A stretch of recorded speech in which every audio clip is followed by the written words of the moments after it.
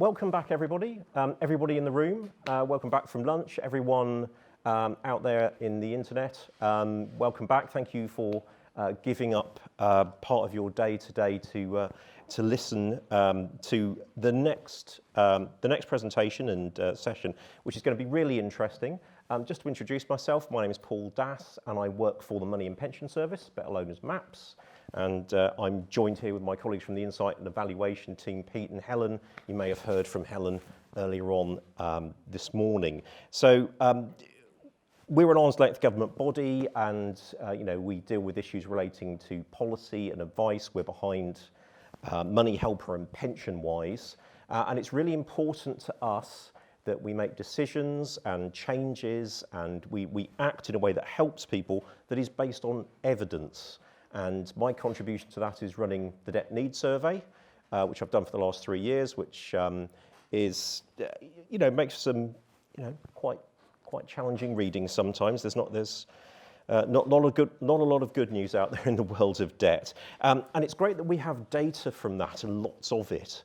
But data can only take you so far. What you need to know is you need to understand the whys, and you need to understand the stories about why people find themselves in that situation. And so we're very, very happy as an organisation to be involved in supporting real accounts from Nest Insight. And that's a longitudinal study of people on low to moderate incomes. It features in-depth interviews, discussions and conversations with people, and it's backed by transactional data as well. So it's a very different piece of consumer insight. And on the panel here today, we have the people who have been having those conversations with people in those situations and telling their stories. And so we have Sope and Anne from Nest Insight, and we have Elena from Glasgow Caledonian University, and Hayley from Aston University. And so I am going to stop talking. I'm going to hand over to Anne, and she's going to start telling these people's stories. Thank you very much. And you just took away the first 3 slides I had, so I can jump right into the people's stories. Yeah, so Real Accounts, as Paul mentioned, is a longitudinal study of UK households' financial lives. It's a collaboration between our institutions. And what we're really hoping to understand is not just at one moment in time what someone is dealing with financially and also in their life, but over time, how are households experiencing their finances? How are they making decisions? What are the options available to them?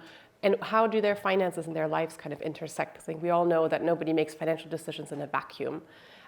We are currently running until March 2024, which means that we would have 6 months of data, but we're hoping to extend. And we're about 3 months in, so this is our first public presentation, so you're getting very early insights into something that is still coming together, that we're still understanding. We're kind of sharing where we're at and what we've been finding so far.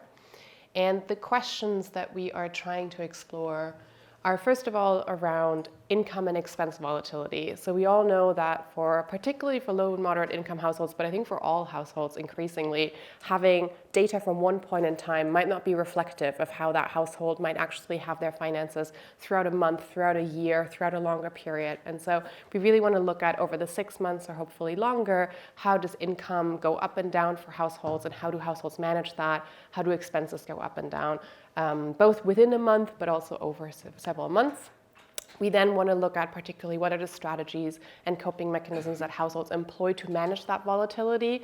What tools do they rely on? What networks do they rely on? What services do they use? How do they make decisions? How do they prioritize? I think there's a lot there to be learned from people who are sometimes faced with really difficult decisions or have limited access to services, about how they're making choices, which then hopefully will help us come up with products and services, but also with policy interventions that might make the choices that households have to make a bit easier, might provide better options, and also can just help us understand who we're designing for and with, to come up with ways to support that better.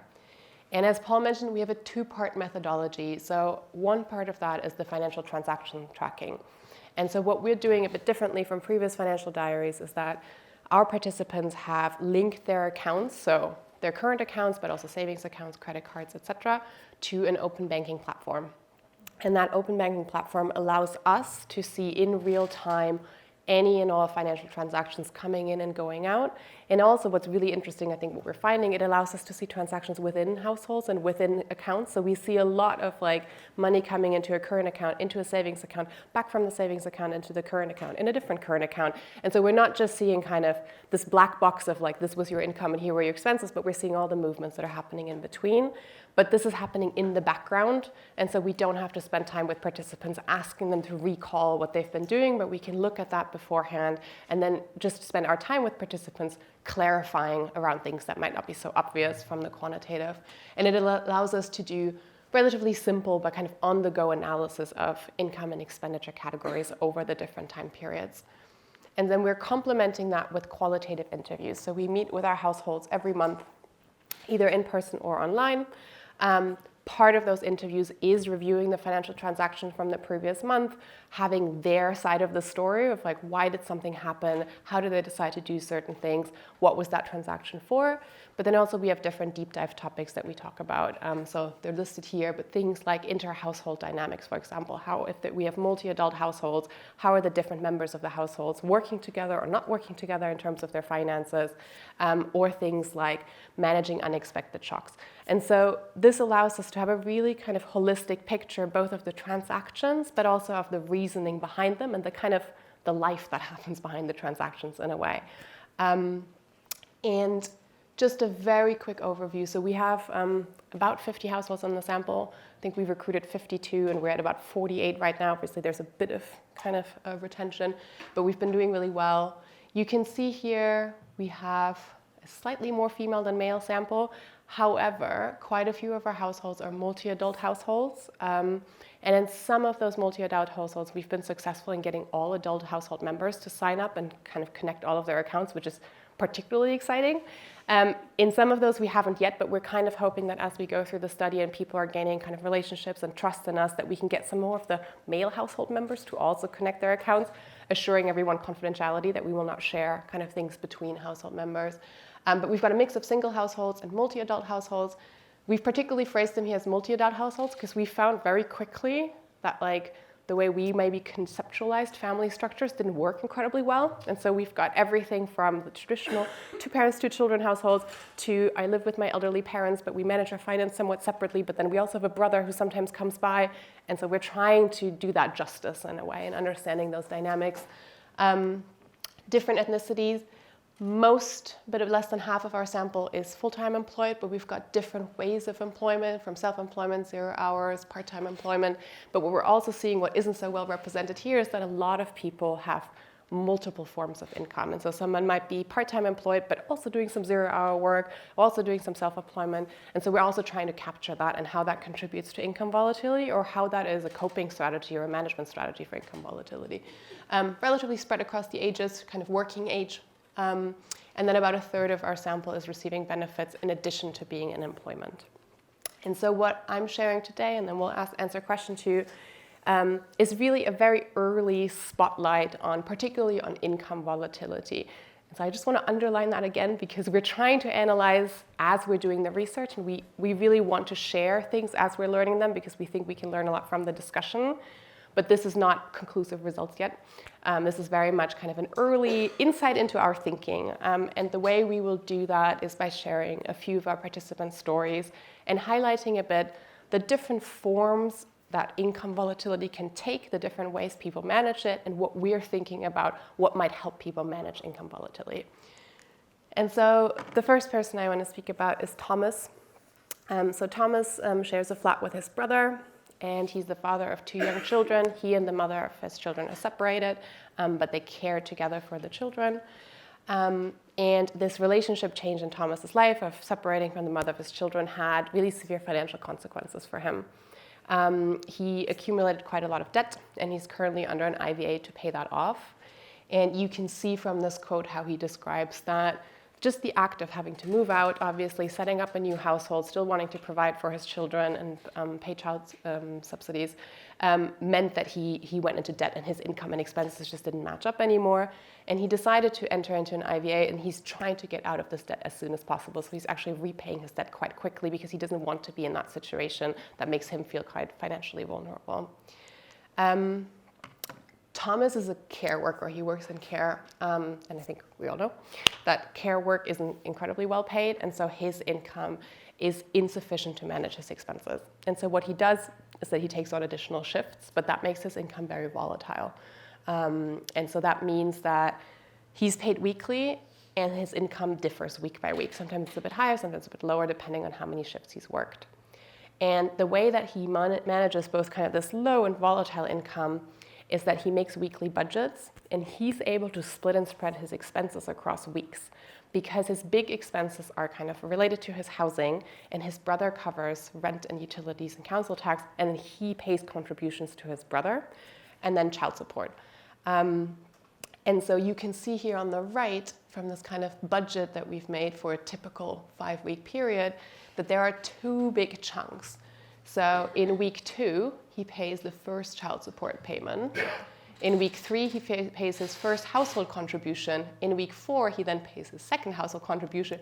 And in week 5, he pays his second child support payment. And so because his big expenses are going to family members, basically, he is able to adjust them to his pay pattern, which is weekly. But what this has made us think about is how might we make this possible for people like Thomas, who don't necessarily have a brother who can help them buffer, but who might be paid on a weekly basis, who might have volatile pay, but have expenses that are on a monthly basis and are not quite adjusted to that schedule. So that's one way that income volatility is kind of playing out in our sample, and how we're thinking about what we might be able to do or what we might be able to recommend to make that easier for participants or anyone to manage. The second example is Jeffrey. Jeffrey lives with his wife. They have 2 adult children who've moved out. They have a bit of debt, but they feel quite financially comfortable. They're definitely kind of on the slightly higher rank of our income sample. But what's really interesting about them is that Jeffrey prefers saving in cash and in assets. And one of his biggest assets is a really valuable guitar collection. And he says of himself that they're not savers, but these guitars give him a sense of security. He knows if something happens, he can sell one of the guitars, and that's where he's going to get his money from. And he feels like that is a better value than having savings anywhere, because interests have been so low for so long. And so Jeffrey and his wife both have stable jobs. They have a relatively regular income. So at the base, their income is quite stable. However, Jeffrey runs this guitar side hustle as an informal business, and it's incredibly high in some months. So he says of himself he could make £25,000 if he really wanted to. He doesn't, because he likes to keep it informal. He likes to keep it as a side hustle. But what has happened is that in the past, Jeffrey had a really difficult financial experience. He was made redundant, and he felt in that situation that he didn't get any support. And what that meant is that he says here, I've worked all my life, I've paid into the system, and when I need it, there's nothing for me. And that really eroded his trust into kind of a more social security net, into more formal financial services.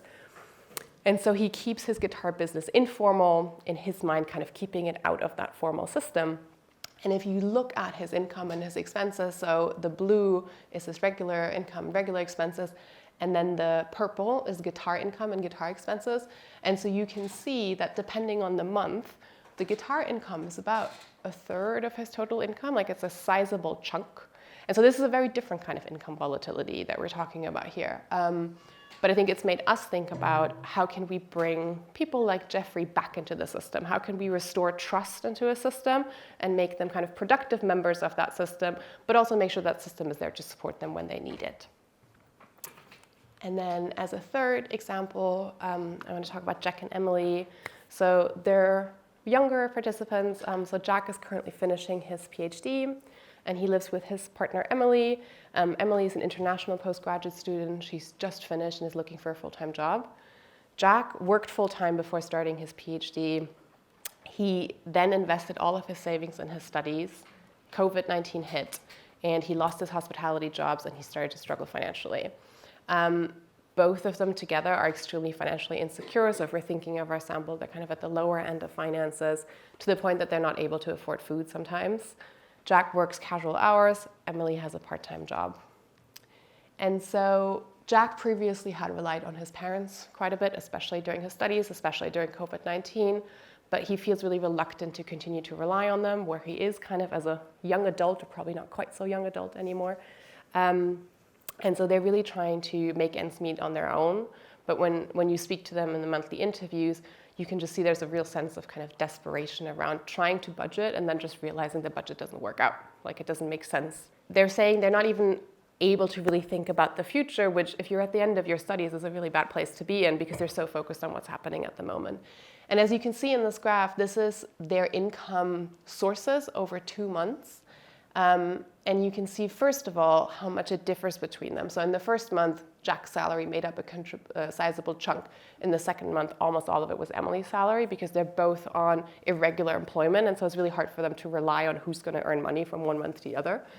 But you can also see how much informal loans make up within that period. And that if they didn't have informal loans, they would not be able to cover any of their expenses, in addition to a bit of overdraft.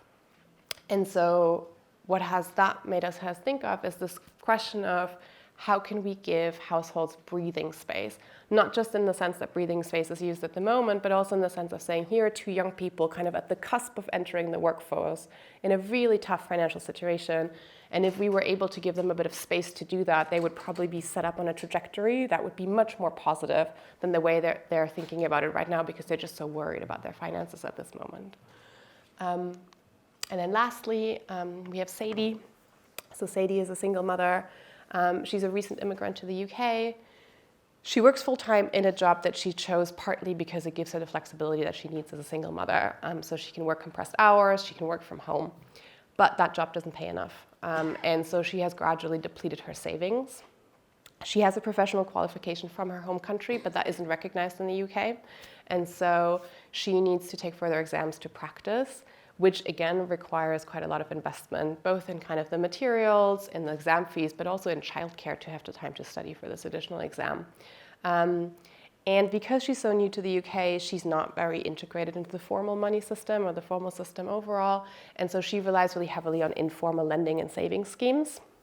And also Sadie is Muslim. And so for her, it's really important that she cannot use credit products that use interest or pay interest, basically. And so since we've been following Sadie, she's had a really few very difficult months. And she's kind of getting to the end of what she can afford in a way. She's depleted her savings. But despite all of that, she is part of a rotating savers and credit association, which is something where a group of often women come together. Everybody puts in a certain amount every month or every week, depending on how often they meet. And then one person takes that home. So it's a way of kind of saving informally and communally. And she says that the reason why she's part of that is that she trusts the group organizer and says we're all in the same situation. We're all broken women. Nobody's gonna, screw the other one over because we all know what it's like. And that she'd rather owe family and friends because she feels like she can negotiate that better. And we see that a lot in our interviews, is that informal credit is not just an option because that might be what is easiest accessible to people, but also because they feel like that's more in their control. Like they know that they're being trusted by their family and friends, but they also know what happens if they can't pay them back. There's understanding there. While getting credit from a financial institution feels a lot more impersonal and you don't know what might happen to you. They might threaten you legally, and so you don't want to go there in a way. And so we have a monthly budget here for Sadie, and that is one of the months where she received the money from the Rosca. And so you can see that over a third of her income that month came from the informal savings scheme, and that otherwise she would have had a really hard time meeting her expenses. And so that made us think about, or is making us think about, like, how can we have financial options that are more suited to different needs in a way, recognizing really that every person is different, they have different experiences, they have different maybe religious preferences and other things. And so we really need to kind of move away from a one-size-fits-all savings approach, for example. And again, in this particular instance, it's a situation where an investment could make a real difference to her future in terms of getting the professional qualification and making more money in the future. That was it in terms of early insights and a few stories. We hope that was helpful, and we're happy to answer your questions. Thank you very much.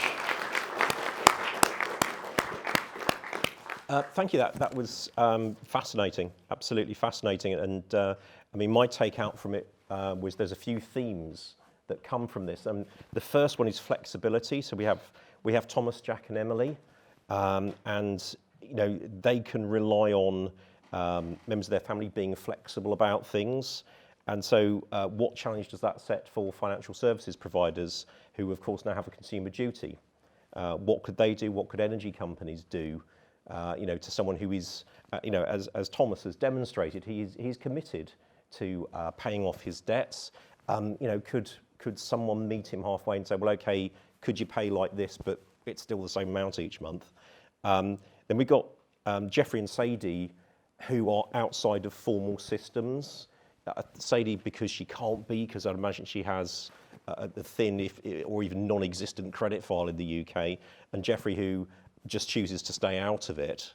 And the final one is the importance of informal networks, which really are supporting, both Sadie and Thomas. And I do wonder the extent to which, that's propping up the finances of a lot of people around the UK. I'm not seeing any questions on the screen. I've now seen quite a few questions in the room. So I did have a few questions, but let's just bring people in, shall we? So we have some questions on the front row. Gareth from Christians Against Poverty. The flexibility, breaking the way that we've done things through the late 20th century. You get paid monthly, so you pay other people monthly, into the 21st century where you get your money from where you can, and you pay people when you've got the money to give them the money. It shouldn't be beyond the wit of essential services to break those payments down, but it does seem to be against their will to charge people the same rate. If somebody tried to pay their gas bill as flexibly as that, they'd pay between 8 and 15% more for the same energy that you or I might use if we pay monthly on direct debit. Just wonder how might we translate some of these stories and findings into challenging that poverty premium. Absolutely. I mean, what we're hoping to do with, of course, the project is almost build the evidence to identify where those things are occurring. Another one that was brought up by on a similar vein, and one that was brought up by participants recently, is around ordering shopping online and paying for it. So sometimes you order shopping online, you pay for it at the moment you order it. Sometimes you pay for it at the day you collect it. And that can have real different implications for people who are on a kind of, low wages and volatile wages. So I think that's definitely what we're doing around building the evidence across these different platforms, that we could challenge things like that and say, look, what we should be doing is offering flexibility on people's terms, which isn't penalised in terms of the financial cost of doing that. And maybe just to add to the point around direct debit, like that's something we've seen, I think, across the samples, that very few of our participants use direct debit because they cannot afford to give that control to someone else, basically. Like for them to manage, it really needs to be their decision when they can pay something, which one, incurs financial costs, but also incurs an incredible amount of mental space to constantly have to know, when are your bills due, how much can you pay, how will you pay them, from what account. And so I think that's also something we're going to be looking at a bit more. There's also potentially a space here to look at the role of employers in all of this as well. So you talked about the fact that employers are sort of driving when you get paid. So typically that's on a monthly basis, but are there ways that people can have more control over when they get paid? And so from that side as well, have a bit more control about aligning their ingoings and outgoings. I think, just picking up on when employers get paid, we're going to be doing this all afternoon. Sure. We've actually found there are lots of people who you think people get paid on a monthly schedule on a set day. It's not the case. We've had all sorts of complicated ways of how and when people get paid, and especially when you have one household who has, two incomes, maybe receiving benefits as well, maybe more than one type of benefit. They're managing 4 or 5 shifting paydays all the time. It's just an insane amount of mental load to manage, as Anne said. So yeah, they're the sort of situations where we find people are opting out of direct debits because they're well, I just don't know for sure if my money's going to be in the account at that point. Yeah, I mean, earned wage access, of course, can help to a degree, but that really is only going to be helpful if you're monthly paid and you can get access to what you've earned so far. I mean, for Thomas, I don't really think that would help him, unfortunately. Okay. We have another question in the room. Christians Against Poverty. I'm just wondering if Jack and Emily have accessed any postgraduate student finance. If that's the case, is that then not enough? Is there something around the argument for that? And would there be anything that their university could do to support? Asking as someone who's just finished PhD and had PhD student finance, so kind of aware of how it works. So Jack, yes. So he studied like in England, so she got like a student loan for the degree, then the master's, and now for the PhD. Emily now because she's an international student, and so she also had to pay quite a high fee to get access to the university, and so that was one of the reasons like why now we're in that situation, because they had to invest a lot of savings also for her to get to the masters.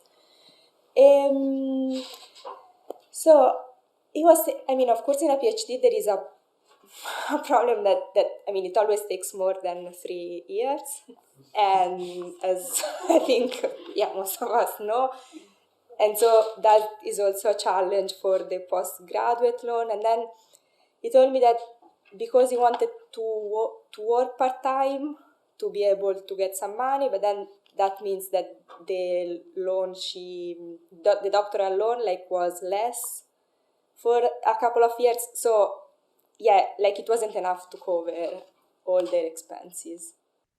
Yeah, that's probably a helpful thing to feed back into the system as well. Yeah, definitely. And universities being another kind of group, I guess, that we could look at to how they support sort of people that we're looking at. Okay. Couple more questions over here. It's just very short. Do you have any older people, like over 75 or over 80 in your financial lives? No, so we've primarily focused on households where there's somebody working. So we have people up to 65, but we haven't got anyone in the older age group. But we are definitely experiencing, we're finding some interesting stories around those kind of working life, retirement type decisions and pension planning. So that's definitely something that we hope we can speak more about at some point, knowing that that's probably your interest. Okay. Ian Atkinson from Acorus, private sector research and consultancy organisation. I found that absolutely fascinating and really revealing in a lot of ways, but I'm already kind of jumping ahead to you're building this really strong, potentially very persuasive evidence base. How is the intersection with policy influencing intended to work at the other end? Because just from the examples so far, I think, the one around utilities, flexible direct debits, you want to be talking to Ofgem. There's a lot of issues around sort of payment periods, etc., and intersections with universal credit payment periods, I'd imagine, which again is in the hands of DWP. And another thing that kind of comes out of this is that, pay people even on, who are in very stable employment, who are paid monthly, as you pointed out, paid on different days.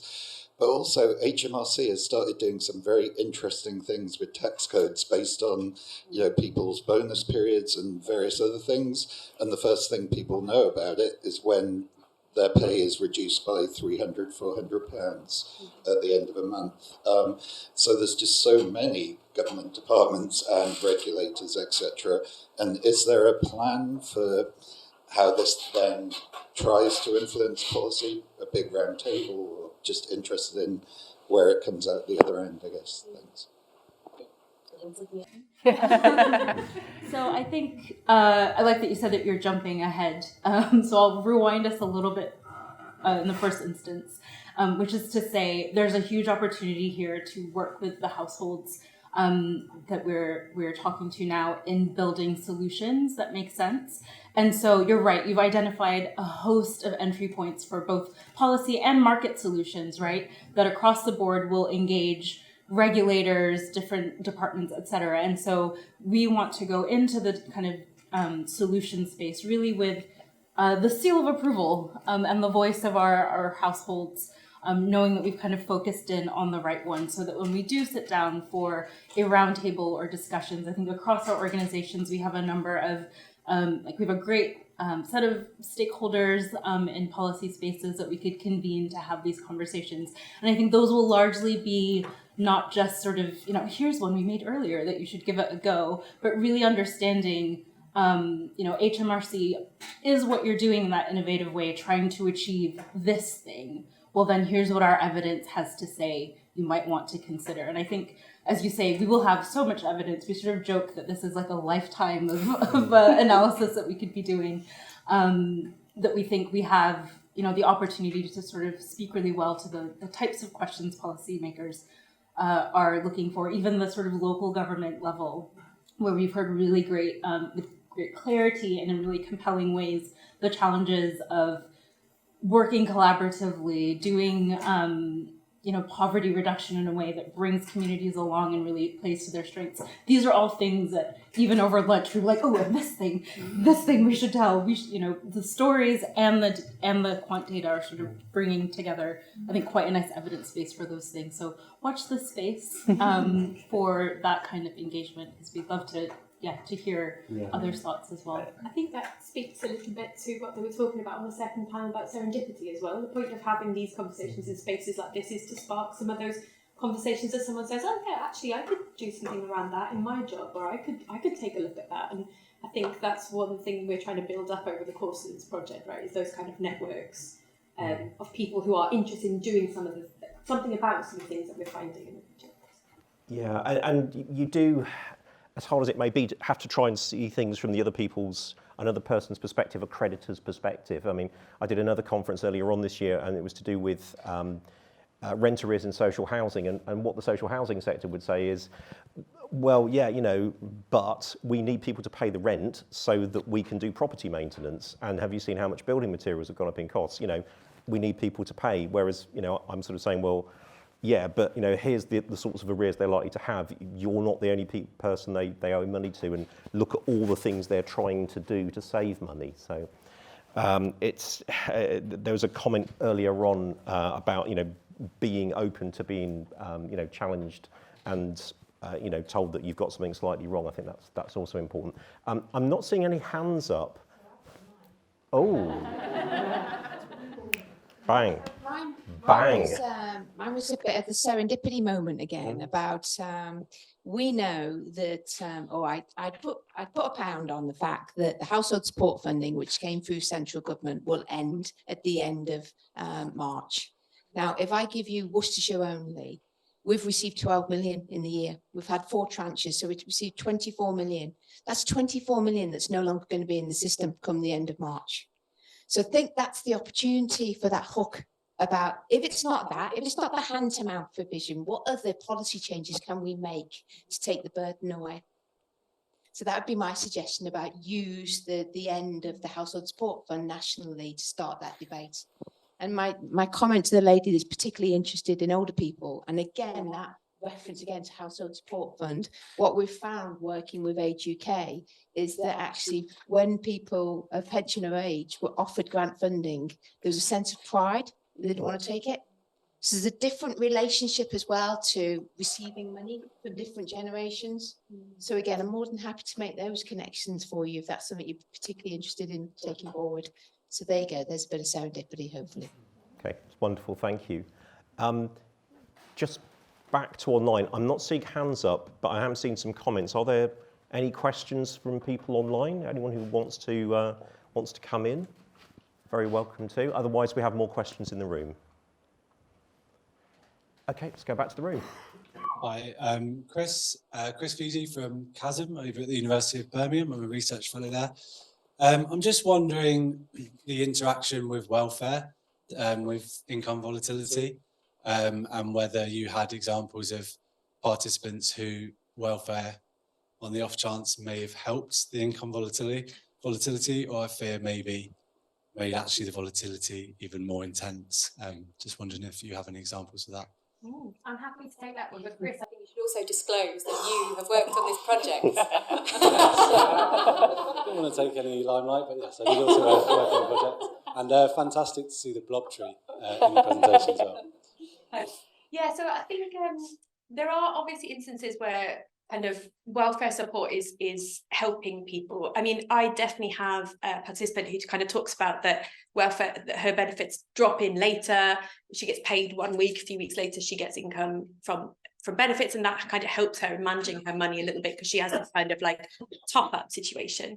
But I think the volatility and the unpredictability around those kind of payments is often really difficult. So I use this household a lot, but I have this one household where they have two incomes paid in different monthly, but on different days. One is unpredictable in one way, the other is unpredictable in another way. They also have a child benefit payment, which is very stable and always comes in the same day. But they also have universal credit, which is obviously very unpredictable. Managing the combination of those four is just a kind of complete, you know, mess. It's horrible for them to be able to do that. Gareth knows what word I was about to say. Yeah. So I think it kind of depends on, you know, and this is something that this is something we're trying to dive into more. It depends on what proportion is volatile, how much that is volatile, and the axis of the tipping point of where that comes from being a help to a hindrance or vice versa is something that we're trying to tease out more across the project. I was actually quite interested when you were talking about the people who are operating a lot of their sort of like finances outside of the system, so in some form of informal manner. Mm-hmm. Have you observed any sort of trends or suggestions that would lead you to believe that there's a general mistrust of technology or of just the financial system? The reason I ask is because I think actually there are quite a few existing sort of fintech products in the market that are designed specifically to address some of the needs of people with income volatility, and even things around bringing a slightly more formal kind of mechanism to some of those rotating or community-based lending arrangements. And I was just wondering whether in the households you're speaking to, whether there's a sort of because of their existing positions or their experiences, are they less inclined to engage with some of those products because of a natural sort of that they don't really trust the system, and the system means everyone, not just traditional financial services, but also maybe new and emerging technologies that could actually maybe help relieve some of that pressure? I can go. So I would say that for someone, there is not many choices. So like, even if they would like to, if someone is new to the UK, they don't have a credit history, or they have had problems in the past and the credit score is not good, like that is like not their choice, but they don't have many other options. I would also say that for other people, like sometimes it is for an emergency expense, or it's like something they need, they need the money quickly. And for that kind of expense, like asking family, if a friend is like, the thing that they need in that moment. And I don't know, like if we think about other type of loans, credit cards, overdrafts, maybe, I mean, there used to be, let's say the bad subprime lenders, payday lenders, but there were actually try and meet this need for giving the money like quickly for people who need, but that is still formal. So of course there are better ways to do it, like CDFIs, as we know in the room, but it's something that we need a sort of different type of financial institutions that offer these small loans like quickly to people who need it, and maybe offer also some flexibility repayments like weekly, bi-weekly, like when people want. I would just add to that. I think I mentioned this a bit, like I feel like what we're seeing across the sample is like this really strong notion of wanting to be in control. And I think not for everyone, but for a lot of people, doing something almost like on paper, you know, like budgeting on paper, or like having financial relationships just with the people that you're very close to, feels very much like you're in control. Like, you know, at any given point in time how much money you have, how much money you owe, etc. And I think there's often a notion that as soon as it goes into something that is a bit more formal, you give away part of that control. And that doesn't mean that those things can't work, but I think there's a bit of like, when it becomes less familiar, people are a bit more risk averse almost to it. And I think that's one of the things I'm really interested in exploring, is like, how can we give people the same feeling of control, but in ways that might help them be better in a way. One last thing. I think there's also an opportunity for the providers of those types of services to really make households like ours feel like those things are for them. So you described them as being, this is designed exactly for you. I have a household, for example, where one of the partners loves online banking and like making graphs and things with what's happening in his account. And the other says, I'm terrible at maths. If you show me a graph, I won't know what it means. She's actually not terrible at maths. She regularly does like very quick adding up in her head when we speak, but she has this perception that those types of tools and things aren't for her, in part maybe because she doesn't know exactly what they do or hasn't had the chance to explore them. But I think there's an opportunity there if those things already exist in the market, as you say. On that point, and just because, apologies, I need to leave the room. So for a serendipitous point, there is actually a lady called Nina Maharti who set up a business, a fintech provider called Bloom Money, which is actually a community-based rotating savings club. So she has been doing tons of research with households, I think, like that are represented within your group. So if it's at all beneficial to link in with the work that she's doing and the research she's doing on helping the the diaspora within the United Kingdom and how they're interacting with UK finances and managing money, well, happy to make that connection. Thank you. Can I add something? I mean, it's a bit different, but regarding the trust in the financial system, that like when we first met the participants, like it took quite, it was quite a long part of that first meeting to reassure them about the platform. So that like we're talking about an open banking platform, but like it's secure, everything is anonymized because we only use like the pseudonym of the people. But yeah, for that thing of the trust, like it was like almost like all the first the first meeting, the first introduction was about like reassuring them about the safety of the platform. Okay, two lovely serendipitous moments there. Thank you for both of those. I will come back into the room in a second, but we've talked about flexible credit and different types of credit. Have you come across any of the participants who are involved with borrowing from credit unions or pawnbroking, or dare I say it, illegal money lenders? I know that's incredibly difficult to research from my own personal experience, but I don't know if you've come across that. So credit unions, I think out of the 3 partner groups, I've got the most credit union users, but partly because we recruited in Birmingham and Manchester, we used credit unions as part of our recruitment strategy, which was very fruitful. We got lots of great people applying to the study through that. So I've got quite a few people who are engaged with credit unions, everything from, I guess the spectrum is people where their employer kind of signposted a credit union to them and they joined, but then negotiated and dealt with it on themselves. But I also have some participants who have a kind of relationship through their employer. So their employer pays directly to the credit union on their behalf out their salary and things like that as well. Overwhelmingly, people are very positive about their experience with credit unions. I think I was speaking to some of the break about that. One of my participants felt that when she applied to a credit union for a loan, and they took quite a detailed look at her finances in order to judge affordability, she felt much better about that. She said, this was great because I felt more secure that they were making the right decision rather than previous experience with kind of credit cards and payday lenders that felt much more, less detailed and less in depth, less considered about her circumstances. So yeah, feedback generally, very positive about credit unions. I personally haven't had an experience around so far around pawnbroking, but Elena, did you point out to me earlier there was something? One of my participants, she decided to sell some gold, some jewelry, but not in the UK, like she had back at home in their country of origin, so that she was able to transfer like those savings to the UK.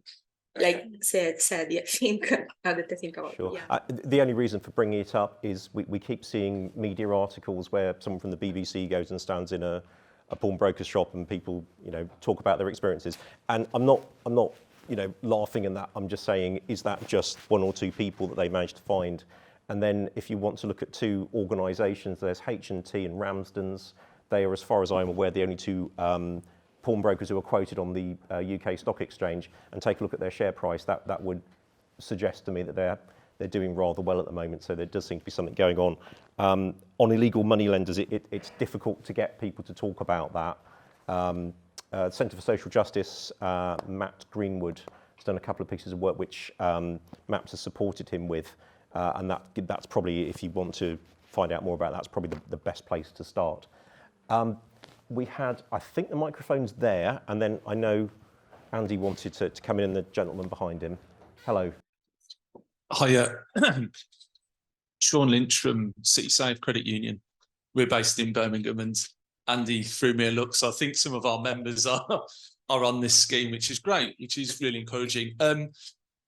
I just wanted to pick up the point about sort of informal relationships with access to credit, and less so savings, but I guess savings. If you haven't already, I'd encourage you to speak to the England illegal money lending team. So they investigate and prosecute loan sharks. And while I guess informal relationships are an attractive idea, unfortunately that space is inhabited by a vast majority of loan sharks, and recent data is showing that loan shark lending is outstripping credit union lending, which is quite shocking really when you say that. But the vast majority of their victims felt like they were borrowing from a friend, and it's not until you can't afford to repay that relationship very quickly changes. So you might uniquely be able to kind of shine a bit of light on that for your research, and you know, it can just be a simple question like, are you paying interest on the loan? You know, because I've worked with a team and their victims are adamant that this is a family member and there's no way they're a loan shark, and they were prosecuted as one. Yeah, I mean, from the debt advice world, sorry, before if you want to come in, what we get from debt advisors is, you know, something shows up on a standard financial statement. It's like, well, okay, what's this? Oh, it's someone I borrowed some money from. Yeah. What happens if you don't pay them? And that's unfortunately where you start to identify, you know, actually this isn't a friend. This really isn't a friend. It's someone, you know, there's various business models that loan sharks operate, including the worst one I ever heard of was basically mums at the school gate who do that sort of thing, and the new horizon is social media. So people contacting other people on social media, particularly also from people who are new to the country. That apparently is quite a trend as well. I don't know if there's anything else anyone wants to say on the panel about that. I mean, go. Well, I was just thinking about what we see in the data, and I couldn't tell you with certainty what's happening across the sample, but I think we see a lot of people, especially now that we're 3, 4, I think maximum 5 months in with some of our households, we see small amounts from the same people over and over and over and over again, such that if there was suddenly a big amount from someone we didn't recognize, I think we'd be able to catch that and follow up. In fact, I was just thinking of something that I saw recently in one of my household's data, where there was a £500 had just come into the household, and I didn't know where it had come from, and then there was £500 out again immediately. It just seemed a bit odd, and it turned out that the fridge had broken. Her parents had sent her some money. She used earned wage access to pay them back immediately, and then was just going to figure it out. So I guess there's if it's reassuring to hear that we sort of are getting such a granular view, and also getting to know our households so well that we can pick up those kinds of things. But for the most part, I think we are seeing relatively small amounts quite regularly from a known set of people. And also that sometimes they are like, we see that they are reciprocated. So maybe 1 week you lend £200, then you receive £200, and then after 2 weeks you lend 100. Like, so it's a sort of help. Yeah, there's definitely some reciprocal kind of cycles, isn't there, that we're seeing. We're almost finding little groups of people who are constantly helping. But I was going to say that we do actually have a deep dive around debit and debt and credit that is coming up in month 5. So we're just about to reach it for our earliest participants, but others are a bit slightly lagging behind. So this might be something that the next time you see us present, we can talk more about, actually. Okay. That's my question. I was wondering if Buy Now, Pay Later has featured in terms of the use of or impact of or misuse of that, because we see a lot that people are struggling to keep on top of when those payments are due, back to your earlier point about locking yourself into payment schedules. I have, I don't think it's come out like across the entire sample as like a huge theme, but one of my participants uses Buy Now, Pay Later quite a bit to pay for consumables, basically. And what I found really interesting is that she's one of the participants who relies quite heavily on informal lending. Like she's definitely at the lower end kind of our sample and is probably more financially vulnerable than some of our others. She's really hesitant and like doubtful of using formal credit because she's worried about that. But for her, buy now, pay later doesn't count. Like she thinks of it as a different thing to credit in a way. It's a way for her to afford things that she wouldn't be able to afford at once, which I mean, that is what buy now. But it's just come up, and it's something that I want to follow up a bit more on, because I think that we're finding that quite a lot of participants can be quite hesitant and risk averse towards credit because of past experience sometimes, or because of not wanting to get into difficult. But these newer things that are emerging, such as buy now, pay later, are somehow mentally separate from that. Like they seem like a separate thing, and I think that's really interesting to look at. I think there's also a bit of challenge to like think about why people use it. That sounds really obvious, but it can feel like a frivolous thing to do. Like, well, if you couldn't really afford it, why not buy it later rather than pay for it later? But I know that probably in your household and in the household that comes to mind for me, there was an issue with a piece of furniture in the house and they just needed it replaced. And when I talked to the household about, well, what's the plan there? She said, well, we'll sort of, I think I can find money to make sure I pay this off in time and don't sort of get into crazy interest rates with it.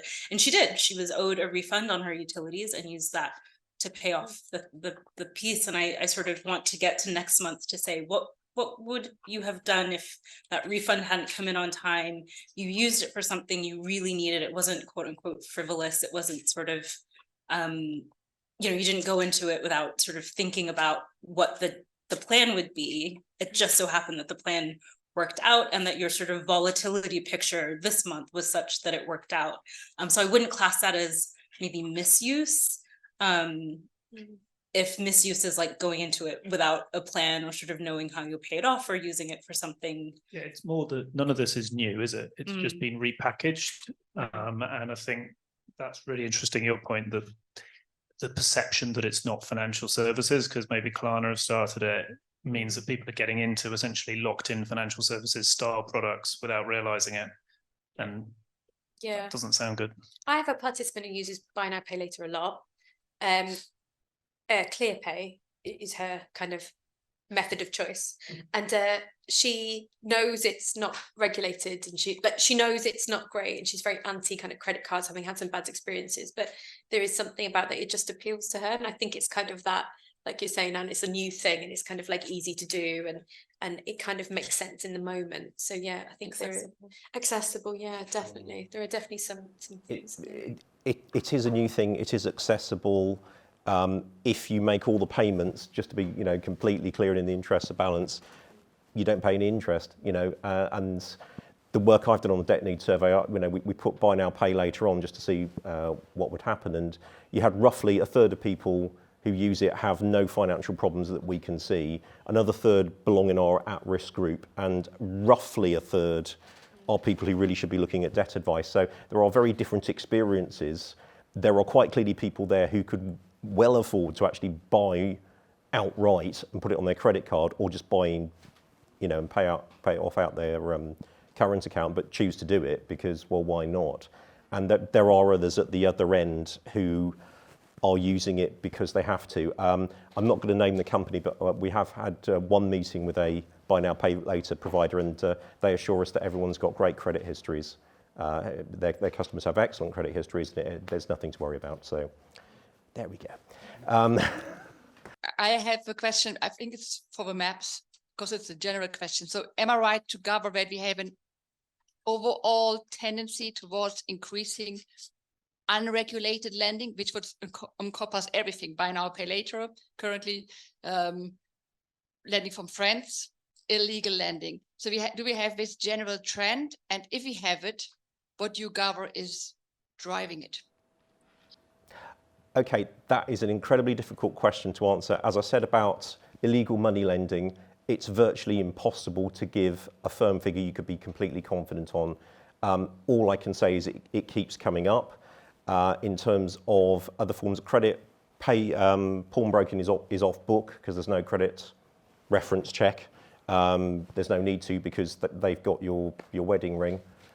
and if you can't pay up, they just sell it. As I said, there are 2 quoted providers of pawnbroking, and their share price has gone up. Make of that what you will. I don't know the details of what they're doing.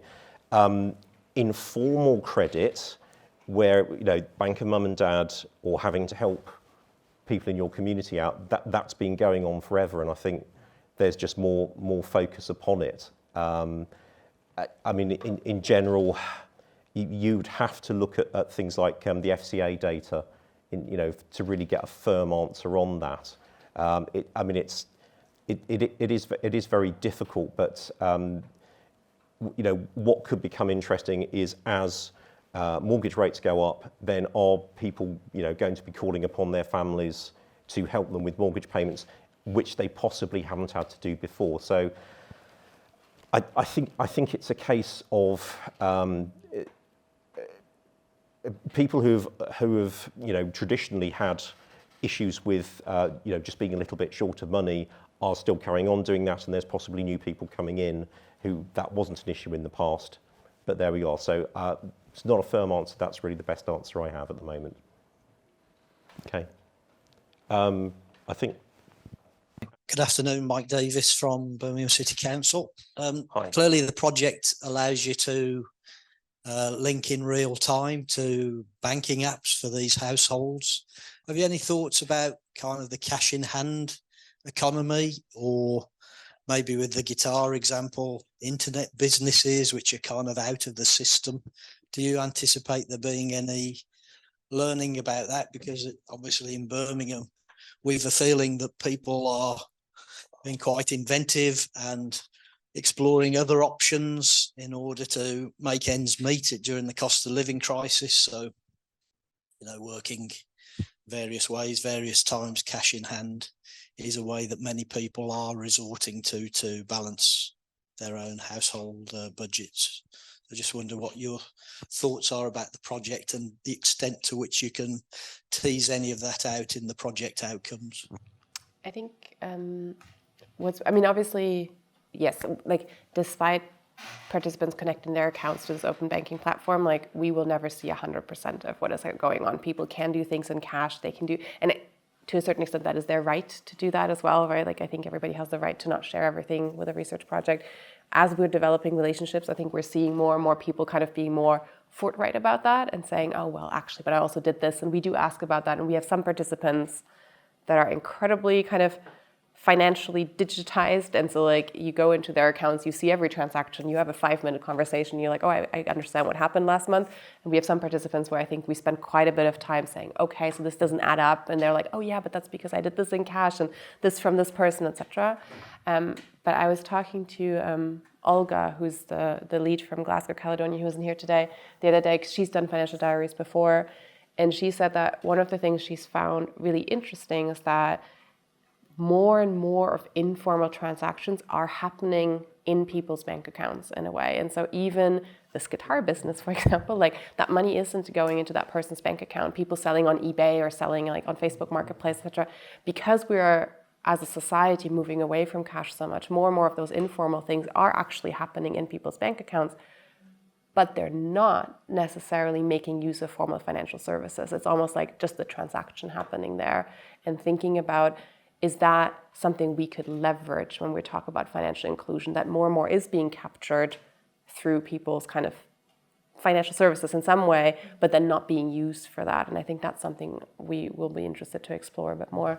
So there's a really interesting case that has come up with one of our Aston participants. Lexi's looking at it for us, where there's a gentleman who describes himself as the Bernie Madoff of Manchester, and he runs a kind of complex website hosting kind of scenario where people pay him to host website on his behalf, and he kind of skims off some earnings for himself from that. So we are those things are coming up in the kind of monthly meetings that we have, where we're kind of diving into more and more of what people's experiences. They are telling us about that, even if it's not necessarily clear from their account straight away what it is. I think this kind of shifting scenario around cash and kind of use of cash versus use of bank accounts is really interesting, because one of the dynamics I think is coming up across a number of our participants is people who are now saving in cash, because accounts are so connected and it's so easy to pay for things by tapping your card, that whereas it used to be put it in your bank account, you don't touch it, now it's put it in cash in a tin in your bedroom and you won't touch it. It's like the almost flip reverse, right? And people are talking about that, and we're seeing the resurgence of, you know, the kind of biscuit tin in your bedroom, or the different kind of material culture items that people are using to save in. So I think these kind of shifting processes around what is informal cash use and things like that is really interesting. Just a quick thought. This is why it is important that this is a two-part methodology, because of course, like the open banking platform captures a lot of transactions, but we need that monthly meeting and interview to understand like all of them, because maybe what we just see like on the bank account is like a transfer out, a transfer in, like, and those type of transfers like don't say anything to us. So this is why it's important, like, to meet participants and discuss their finances. Yeah, and I think it does come under the heading of it's as tricky as illegal money lending, because people just aren't going to be honest and open with you about it. I mean, Birmingham is a city. I'm from Birmingham. I don't have the accent, but I was born and brought up here. And you do notice, I did notice it when I moved to London in the southeast of England, that people then were very much less using cash, whereas it was quite common to see people drawing out quite large sums of cash and walking from the building society to the travel agent to buy their holiday for the summer, for example. That was nothing unusual. I think it's FCA data again, if you look at the volume of debit card payments, which goes up, and cash transactions, which has gone down, and it's now plateaued. So we've perhaps got to a level of this is the amount of cash that's going to keep washing around in society. And yes, I think it is going to be there, and you know, while it could turn out to be a generational thing, where you just from personal observation, it's very rare to see young people paying with cash for anything. They will generally use their phones, whereas older people are more likely to use cash or prefer to use cash. There was a study, and this is to do with behavioural economics, and I think they asked two groups of people, one to just tap to pay for things, and the other one to pay in cash. And the people who paid in cash had a much better idea of how much money they'd spent, because you have to physically move it out of your wallet, not electronically move it out of your wallet. So there is something to be said for spending and keeping money in cash, although money in biscuit tins. Jeff with 20,000 quid's worth of guitars in his spare bedroom. I mean, good luck in claiming on that on your home and contents insurance. Were there any other questions? Okay, if you'd like to hand the mic. So I suppose the Gareth and Christine against poverty, I've already asked the question, sorry. The elephant in the room is some of the behaviour you've described sounds a little borderline or shadow economy. Outside of the system is the way you've described it, and absolutely fair enough. What are your plans as a research team to head off at the pass any challenge that the uninformed, dispassionate observer who reads your research goes, well, you could stop breaking the law or defrauding the tax man or expecting people to pay for your life. How are you going to head that off? Because there's some very legitimate needs here. There's some very, and just life needs paying for. But how are you going to avoid the criticisms that could come your anonymous participants' way? Do you have any plans for that? There's an element that there will always be some people that kind of think in those very black and white ways. I think the way we're overcoming it as a project is by foregrounding the voices of the participants themselves. So the use of the stories that we've shared today.